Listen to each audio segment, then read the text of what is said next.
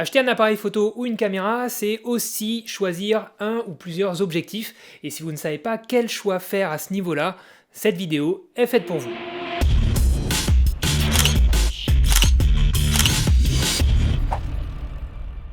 Alors avant de commencer, vous avez remarqué que je vous accueille dans mon nouveau décor, première vidéo dans ce nouveau bureau, donc je suis super content et j'espère que ça vous plaît. Alors la déco n'est pas terminée, vous avez ici la liste de photos, enfin les lettres que j'ai reçues de votre part concernant le projet Kumquat, donc le projet photo.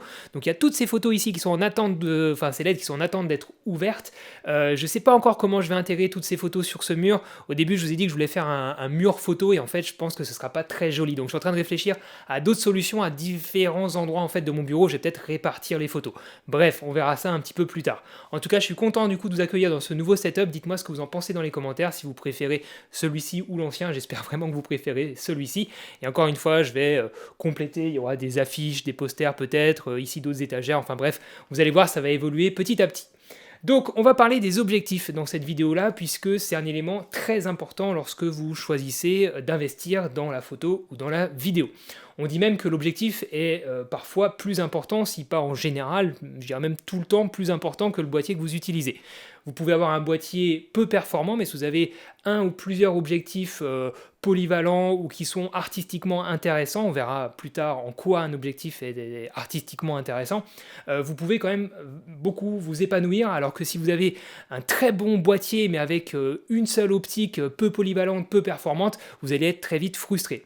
Donc l'objectif, le choix de votre objectif, de vos objectifs, est extrêmement important pour vous épanouir et pour progresser. Donc cette vidéo s'adresse aux personnes qui débutent, qui veulent investir dans du matériel neuf ou peut-être même d'occasion. D'ailleurs, c'est une bonne solution d'acheter de l'occasion, c'est beaucoup plus économique et on trouve de très bonnes choses. Donc pour les débutants, mais aussi pour les gens qui souhaitent progresser, qui sont déjà équipés, qui souhaitent peut-être investir dans de nouveaux objectifs ou juste en finir avec leur ancien matériel de débutant et puis progresser, passer sur des budgets un petit peu plus élevés. Donc on parlait un petit peu de budget tout à l'heure. Quand je parle de budget débutant, on va estimer qu'un budget débutant, pour se lancer en photo et en vidéo de façon sérieuse, de façon passionnée, on va être dans des budgets autour de 800 euros, boîtier plus objectif. L'idéal, bien sûr, c'est de passer la barre des 1000 euros. Là, on va vraiment pouvoir commencer à se faire plaisir en termes de boîtier et d'objectifs. Pour les gens qui progressent, un bon budget pour vraiment s'équiper de façon sympa, ça va être entre 1500 et 2000 euros. Passé ces budgets-là, on commence à tomber dans des boîtiers à tendance quand même professionnelle. C'est quand même des sommes qui sont très importantes, plus de 2000 euros pour faire de la photo et de la vidéo. Il faut que ce soit quand même un besoin vraiment très passionné et sans doute à but semi-professionnel ou professionnel. Alors l'idée de cette vidéo, ça va pas être de comparer des marques et ça va pas non plus être d'aller dans le détail du pixel en vous disant cet objectif il va être plus net au centre, il va moins baver au niveau du pixel en haut à droite de votre image. Tout ça, ça m'intéresse pas trop ici puisque le but de cette première vidéo sur les objectifs, c'est de vous donner des notions de base pour vous aider déjà à repérer les caractéristiques importantes d'un objectif pour du coup vous aider à choisir l'objectif ou les objectifs qui correspondent le mieux à votre budget déjà et aussi surtout à votre besoin actuel et peut-être futur. Et cette notion de besoin est très importante puisque c'est elle qui va conditionner votre choix d'achat, votre choix d'objectif. Forcément, si vous voulez faire de la photo ou de la vidéo de paysage, donc principalement en grand angle, vous n'allez pas utiliser le même type d'objectif que si vous voulez photographier ou filmer du sport par exemple ou des animaux au loin. Et en fait, il n'y a que deux paramètres importants à savoir repérer et à connaître lorsque vous choisissez un objectif. La première, ça va être la focale de l'objectif, ou les focales proposées par l'objectif, et la deuxième, ça va être l'ouverture maximum de cet objectif. Et je vais donc vous expliquer ces deux choses tout de suite. La focale, c'est la valeur exprimée en millimètres, c'est la distance focale. Elle correspond en fait au champ de vision que vous allez pouvoir obtenir avec tel ou tel objectif. Pour comprendre cette valeur de focale en millimètres de façon très simple, sans rentrer dans des détails, mais vraiment pour que vous compreniez ça facilement, dites-vous juste que plus le chiffre est élevé, plus votre objectif va vous permettre de voir loin, de zoomer en quelque sorte. Et à l'inverse, plus la valeur focale, plus le chiffre en millimètres est bas, plus vous pourrez voir large, plus vous serez en grand angle. Et vous avez deux possibilités qui s'offrent à vous. Soit vous avez en face de vous un objectif à focale variable qui va proposer plusieurs valeurs de focale, on va appeler ça un zoom. un zoom c'est pas forcément un objectif qui voit loin, hein, c'est juste un objectif qui propose différentes valeurs de focale, soit vous avez d'autres objectifs qui cette fois-ci ne proposent qu'une seule valeur de focale, on appelle ça des focales fixes, comme ici par exemple ce 85 mm qui ouvre à 1,8. Et justement, transition vers l'ouverture maximum, je le garde en main. Ici, j'ai marqué donc la valeur focale, 85 mm, et à côté, j'ai l'ouverture maximum de cet objectif-là. Je vois qu'il y a marqué 1.8, il est un petit peu usé par le temps, mais peu importe. 1.8, donc cet objectif ouvre au maximum à f1.8. Il faut savoir que cette ouverture, plus elle est petite, plus l'objectif est lumineux. Je vous en reparle tout à l'heure. A l'inverse, si je reprends l'objectif de tout à l'heure, je vois donc que c'est une focale variable qui va donc de 16 à 35 mm, et à gauche, je vois le chiffre 4, je vois que cet objectif est un objectif qui ouvre au maximum à f4. Donc c'est un objectif qui est un petit peu moins lumineux que l'autre objectif qui ouvrait jusqu'à 1.8. Je vois ici qu'il n'y a qu'une seule valeur donc à gauche du 16-35, je n'ai que 4 d'indiqués, mais peut-être que vous avez, vous, sur votre objectif, 2 valeurs. Dans ce cas-là, cela signifie que votre objectif est un objectif à ouverture variable. Il y a la focale qui peut être variable, mais aussi l'ouverture qui peut être variable. Je ne parle pas ici de pouvoir changer son ouverture lorsque vous bougez la molette de votre boîtier. Là, je vous parle du fait que votre objectif, que certains objectifs ne vont pas proposer la même ouverture maximale selon la focale dans laquelle est cet objectif. Je m'explique.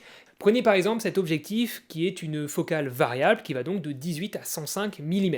L'ouverture maximale proposée par cet objectif est différente que vous soyez à 18 ou à 105 mm. À 18 mm, l'objectif peut ouvrir au maximum à 3,5, alors qu'à 105 mm, l'objectif peut ouvrir au maximum à 5,6. Donc l'objectif est moins lumineux quand vous allez zoomer. Et ça, c'est très important à connaître, à avoir cette notion dans un coin de votre tête, puisque en général, c'est le cas de 100% des objectifs de pack, ceux que vous allez retrouver chez votre revendeur grand public, qui va donc vous proposer un boîtier en pack avec un objectif relativement polyvalent, en général une focale variable, donc un zoom comme ça, 18-105, 18-55 ou peut-être 18-135 ou 12-45, bref, il y en a une tonne et ça dépend un petit peu des marques, mais en général ces objectifs-là ne sont pas très lumineux, ils vont proposer une ouverture variable, donc ils vont être de moins en moins lumineux lorsque vous allez zoomer, donc ça peut être un handicap forcément selon le type de photo ou de vidéo que vous voulez réaliser. Donc si on veut un petit peu résumer ça, on va dire qu'il va falloir en quelque sorte choisir entre soit un objectif à focale fixe, donc avec un seul champ de vision, donc pas très polyvalent à ce niveau-là, mais qui va être lumineux et vous permettre de faire de belles prises de vue en faible luminosité, qui va aussi vous permettre de facilement travailler sur le flou d'arrière-plan, puisque je rappelle que lorsque vous allez pouvoir ouvrir grand votre diaphragme, vous allez pouvoir plus facilement travailler sur la petite profondeur de champ, donc faire de beaux flous à l'arrière-plan, comme c'est le cas ici. J'ai un objectif qui ouvre ici à f2, donc ça me permet à cette distance-là de caméra, à peu près 2 mètres de mon sujet, d'avoir déjà un flou à même pas 1 mètre derrière moi. Donc soit ce premier choix, donc focale fixe lumineuse, soit du coup un objectif plus polyvalent, donc une focale variable qui va vous offrir beaucoup de flexibilité sur le terrain, donc ça c'est plutôt une bonne option si vous n'avez du budget que pour un seul objectif, mais le problème c'est qu'en général ces objectifs-là ne sont pas très lumineux, surtout les entrées de gamme et les moyennes gammes. Vous allez avoir donc des objectifs qui vont souvent donc ouvrir autour de 3,5, 5,6 maximum. Lorsque vous allez augmenter le budget, vous allez pouvoir trouver cette fois-ci des focales variables, par exemple des 24-70, c'est un objectif très classique, qui va ouvrir par exemple au maximum à 2,8 de façon constante. Donc à la fois 2,8 à 24 mm, mais aussi 2,8 à 70 mm. Mais là on est dans des budgets beaucoup plus élevés que par exemple un 18-55 ou un 18-135 que vous allez trouver dans des packs à la Fnac, chez Darty, chez Miss Numérique, un petit peu partout. Je ne vous ai pas parlé de la taille du capteur, qui est une notion très importante à prendre en compte lorsque vous allez choisir la focale de votre objectif, puisque la taille du capteur de votre boîtier va conditionner la capacité de votre objectif à vous proposer une prise de vue en grand angle ou de façon plus ou moins zoomée. En fait, sans rentrer dans les détails, parce que ça fera l'objet sans doute d'une vidéo séparée, c'est assez long et technique à expliquer, mais en gros, ce qu'il faut retenir, c'est que la norme en termes de taille de capteur, c'est le capteur plein format. C'est ce que vous retrouvez, par exemple, sur mon Sony A7 III, sur un Canon 5D, sur un D850 chez Nikon, par exemple. Bref, c'est une taille de capteur qui fait 24 sur 36 mm. C'est la norme, et c'est sur ça qu'on se base quand on parle de valeur focale. Donc un 50 mm est donc équivalent à un champ de vision d'un 50 mm sur un plein format. Jusqu'à là, tout va bien. Par contre, dès que vous allez choisir un capteur plus petit, dès que vous allez monter ce 50 mm sur un capteur plus petit, il va falloir appliquer ce qu'on appelle un crop factor, un crop factor, un facteur d'agrandissement. En gros, pour faire vraiment très simple, ici sur un capteur APS-C, le facteur d'agrandissement est de 1,5 ou 1,6 selon la marque, et sur ici un capteur micro 4 tiers qui est une autre norme, par exemple ici sur le GH5, il va falloir appliquer un facteur d'agrandissement x2. En gros, ça veut dire quoi? Que mon 50 mm sur le plein format donne donc l'équivalent d'un 50 mm. Par contre, par exemple ici sur le GH5 avec un crop factor x2, il va falloir donc faire le calcul suivant. 50 x 2, ça donne 100 mm. Ce 50 mm du coup sur ce capteur micro 4 tiers donnera l'équivalent d'un champ de vision d'un 100 mm sur un plein format. Alors en quoi ça va conditionner le choix de votre focale? Prenez l'exemple suivant, les exemples suivants. Vous voulez réaliser des photos ou des vidéos d'architecture d'intérieur, donc prendre des prises de vue en très grand angle pour photographier ou filmer l'intégralité d'une petite pièce par exemple, ou peut-être que vous voulez vous filmer en face caméra pour faire du vlog, donc vous avez juste cette distance avec votre caméra. Dans ce cas-là, vous avez forcément besoin d'un objectif grand angle qui va voir donc de façon large pour pas faire un gros zoom sur votre pif. Dans ce cas-là, si vous utilisez donc un petit capteur, il va vous falloir vraiment une focale très petite puisqu'il y a ce crop factor x2. Si vous voulez par exemple réaliser le même type de prise de vue que ce qu'on peut faire avec un 20 mm sur un capteur plein format. Dans ce cas-là, il va vous falloir, avec un capteur micro 4 tiers, un 10 mm puisque 10 mm fois le crop factor 2 égale 20 mm. Le 10 mm sur un micro 4 tiers donne l'équivalent d'un 20 mm sur un plein format. Si maintenant vous prenez un capteur APS-C avec un crop factor par exemple d'1,5, il vous faudra environ un 13 mm sur ce capteur APS-C pour obtenir l'équivalent d'un 20 mm sur un plein format, puisque 13 mm fois 1,5 égale environ 20 mm. Ce qui veut dire que d'une façon générale, il est sur le papier, dans la théorie, plus difficile d'obtenir des prises de vue en grand angle avec des capteurs de petite taille, mais il existe quand même des objectifs avec une valeur focale très basse, par exemple du 8 mm, pour réussir à faire du très grand angle avec quand même un petit capteur. Le seul problème, c'est que, étant donné qu'on réduit la valeur focale, on va aussi augmenter en général la déformation des perspectives dans l'image. C'est par exemple ce que vous retrouvez sur une GoPro. Vous avez l'habitude de voir des images prises en GoPro. On a ici un objectif très grand angle qu'on appelle fisheye, œil de poisson, puisqu'on voit à peu près à 180 degrés dans les diagonales et on a des perspectives qui sont totalement déformées. Les lignes droites ne sont plus droites du tout. Donc cette tendance-là augmente plus on va réduire la valeur focale, donc plus la valeur focale est basse. Maintenant, il existe forcément, et vous vous en doutez, des objectifs haut de gamme avec une petite valeur focale qui déforme très peu, mais là, on augmente le budget. Alors par contre, l'avantage de ce crop factor, ça va être de pouvoir zoomer beaucoup plus loin. En fait, ici, si vous prenez par exemple ici le 12-100 dont je vous parlais tout à l'heure, quand je me mets à 100 mm, je vais non pas être à 100, mais à 100 x 2, donc à 200 mm. Je vais avoir un très grand téléobjectif. Je vais pouvoir zoomer sur des éléments encore plus loin. Si je voulais réaliser le même type de prise de vue à 200 mm avec un capteur plein format cette fois, il me faudrait donc un objectif 200 mm, mais ce sera un objectif beaucoup plus lourd, beaucoup plus encombrant et aussi souvent beaucoup plus cher que celui-ci sur un capteur plus petit. Bon, j'espère que vous n'avez pas perdu avec cette notion de taille de capteur. Ce que vous devez retenir ici, c'est qu'en règle générale, vous allez retrouver des valeurs focales beaucoup plus basses sur des boîtiers proposant un capteur plus petit. Alors que sur des boîtiers proposant un capteur plus grand, vous aurez des valeurs focales plus élevées. Comme ça, vous pouvez un petit peu comprendre pourquoi il y a cette différence qu'il y a entre différents packs que vous pouvez peut-être retrouver sur Internet lorsque vous comparez des boîtiers. Alors, place maintenant à mes recommandations concrètes selon votre niveau et votre budget. Si vous débutez et que vous avez un petit budget, je vous recommande donc fortement d'opter pour une formule en pack. Donc si vous cherchez bien sûr un boîtier plus un objectif. Et dans ce cas-là, je vous encourage donc à vous tourner vers les packs, non pas les premiers prix, mais plutôt le pack qui propose un objectif un petit peu plus intéressant en termes de focale, à savoir par exemple un 18-135 au lieu du 18-55 de base. Ça vous permettra de tester plein de types de prises de vue et d'être polyvalent et de ne pas être lassé de votre matériel au bout de 2-3 mois.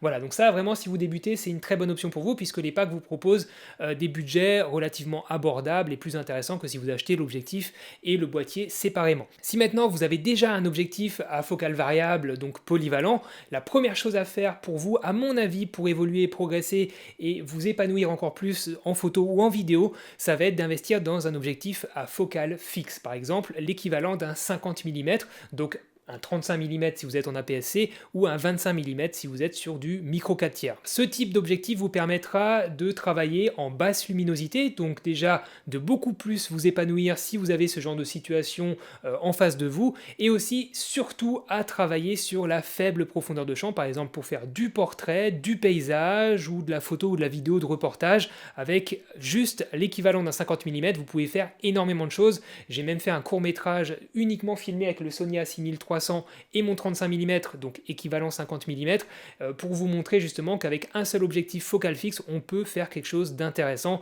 Je vous mets le lien dans une fiche, allez voir si vous n'avez pas déjà vu ce court métrage. Si maintenant vous avez un petit peu plus de budget et que vous cherchez aussi donc à vous équiper d'un boîtier et d'objectifs, dans ce cas-là, je vous recommande donc de partir sur une focale variable pour le côté polyvalent et directement aussi une focale fixe. Pareil, l'équivalent d'un 50 mm, à mon avis, c'est ce qu'il y a de plus polyvalent en termes de focale fixe. C'est en fait le setup que j'avais lorsque j'ai débuté. J'avais un 700D avec le pack 18-135 et très vite, je me suis équipé d'un 35 mm, donc équivalent 50 mm sur mon boîtier 700D de l'époque, un 35 mm Sigma, donc avec un budget relativement correct, pour pouvoir justement travailler à f1.8 ou en tout cas avoir un objectif lumineux pour réaliser de belles prises de vue avec un beau flou d'arrière-plan. Et ça, c'est quelque chose qui est très épanouissant quand on cherche à progresser. On peut pouvoir tester en fait différentes choses et justement avoir la satisfaction d'avoir un objectif, en tout cas un couple d'objectifs qui va nous permettre d'aborder n'importe quel type de sujet et de pouvoir le mettre en valeur un petit peu de n'importe quelle façon aussi. Si maintenant vous êtes un petit peu plus expérimenté et que vous avez déjà un certain nombre d'objectifs, que vous avez votre expérience, alors déjà vous n'avez pas forcément besoin de mes conseils pour vous équiper, vous connaissez toutes ces notions de focale et d'ouverture et vous connaissez mieux votre besoin que moi. Déjà je peux vous montrer comment moi je travaille. J'ai 3 objectifs que j'utilise principalement, en tout cas avec mon capteur plein format, mon Sony A7 III. C'est un 50 mm qui sert actuellement à filmer cette vidéo-là, un 85 mm qui est ici, donc focale fixe aussi qui ouvre à 1.8 maximum, et mon 16-35, donc un petit zoom qui ouvre seulement à f4. Pourquoi j'ai fait le choix de ces objectifs-là? C'est tout simplement parce que pour l'instant, chez Sony, en tout cas pour les boîtiers Sony, ce sont des objectifs qui sont relativement compacts pour du plein format et relativement légers du coup, et aussi pas forcément très chers pour du plein format, pour du Sony, qu'on s'entende bien. Bien sûr, j'aurais préféré partir sur un 16-35 qui ouvre à 2.8, donc plus lumineux que ce f4, mais c'est un objectif qui est plus cher, plus lourd, plus encombrant. Il y a des alternatives aux objectifs de la marque, par exemple chez Sigma, Tamron, etc. C'est des objectifs que j'ai pas encore testés, que j'ai hâte de tester au salon de la photo. Mais pour l'instant, je suis parti justement sur l'idée de rester compact, transportable et dans des budgets raisonnables pour du plein format. Si je devais acheter un nouvel objectif, ce serait un polyvalent, un objectif à focale variable, le 24-70. Donc c'est une focale que j'avais chez Canon à l'époque, que j'ai vendue et que je n'ai pas racheté chez Sony. Tout simplement parce que, pareil, cette focale-là est assez chère chez Sony, en natif Sony bien sûr. Mais par contre, c'est une focale qui commence de plus en plus à me manquer, tout simplement parce que je suis forcément toujours obligé de changer d'objectif sur le terrain quand je veux changer de focale, et c'est pas forcément toujours facile, et c'est pas forcément la meilleure chose à faire, puisqu'à chaque fois que vous enlevez votre objectif, vous laissez rentrer probablement des poussières, des saletés dans votre boîtier. Et sur mon hybride, je n'ai pas de rideau qui viendrait protéger mon capteur. Donc voilà pourquoi j'imagine m'équiper à nouveau d'un 24-70 polyvalent, qui ouvre bien sûr à 2.8 et non pas à 4, pour être à la fois lumineux et polyvalent, en tout cas optimiser les deux axes sur certains types de prestations, comme par exemple du reportage, du mariage, en tout cas des moments où je dois être rapide, efficace et où j'ai pas forcément le temps de changer d'objectif sur le terrain. Alors bien sûr, on n'a pas parlé des cas spécifiques. Si vous faites de la photo de soirée, que vous avez envie par exemple d'avoir un rendu fisheye, dans ce cas-là, optez pour un fisheye, bien sûr, un objectif très grand angle, mais pour vous partager mon expérience par rapport à ce type d'objectif, sauf si vous en avez une utilité vraiment précise et vous êtes sûr de votre coup, ce sont des objectifs qu'on achète plus par caprice et on va s'en servir beaucoup au début et beaucoup moins après. Et personnellement, mon fisheye, je m'en suis servi effectivement, allez, 10 fois en un an à l'époque, c'était le sériel de chez Canon, et finalement je l'ai revendu parce que je me suis rendu compte que je m'en servais pas. Et c'est souvent le cas sur les objectifs assez spécifiques, comme par exemple un tilt shift qui vous permet donc de réaliser des prises de vue par exemple de bâtiments redressant les perspectives. Ce type d'objectif là sert un sujet artistique, une volonté artistique très précise, et si c'est pas forcément là-dedans que vous voulez vous lancer, c'est pas forcément la peine non plus d'investir des centaines ou des milliers d'euros dans ce type d'objectif très spécialisé. Idem pour les gros téléobjectifs, si vous n'êtes pas spécialisé dans la photo de sport ou la photo animalière et que c'est pas votre but non plus, n'investissez peut-être pas non plus dans des gros téléobjectifs 400 mm, 600 mm ou équivalent sur des capteurs plus petits. Alors vous allez me dire que tout ça forcément c'est logique, mais c'est pas forcément intuitif pour tout le monde, notamment pour les débutants, donc c'est pour ça que je le précise. Je vous parlais du salon de la photo tout à l'heure, sachez que j'ai 50 places à vous faire gagner, 50 entrées gratuites au salon de la photo de cette édition 2018. Pour savoir comment tenter vos chances pour gagner ces places-là, rendez-vous sur mon Instagram, je vous le mets juste ici. Voilà, j'espère que cette première vidéo sur cette question des objectifs pourra vous aider dans votre choix et vous aura aussi donné quelques notions sur les paramètres importants à repérer lorsque vous avez un objectif entre les mains. Dites-moi dans les commentaires si vous aimez ce nouveau setup, ce nouveau décor et quels objectifs vous utilisez aujourd'hui, pourquoi, pour quels besoins, est-ce que vous recommandez ces objectifs-là, quels objectifs vous envisagez d'acheter dans le futur. N'oubliez pas de rejoindre l'atelier des créateurs sur Facebook, on est plus de 4000 à partager notre passion sur ce groupe-là. N'oubliez pas de répondre aux 3 questions qui vous sont posées lorsque vous rejoignez le groupe pour que les modérateurs vous acceptent. Et en attendant, je vous dis faites de belles photos, faites de belles vidéos. À bientôt les amis, on se voit au salon de la photo. Ciao!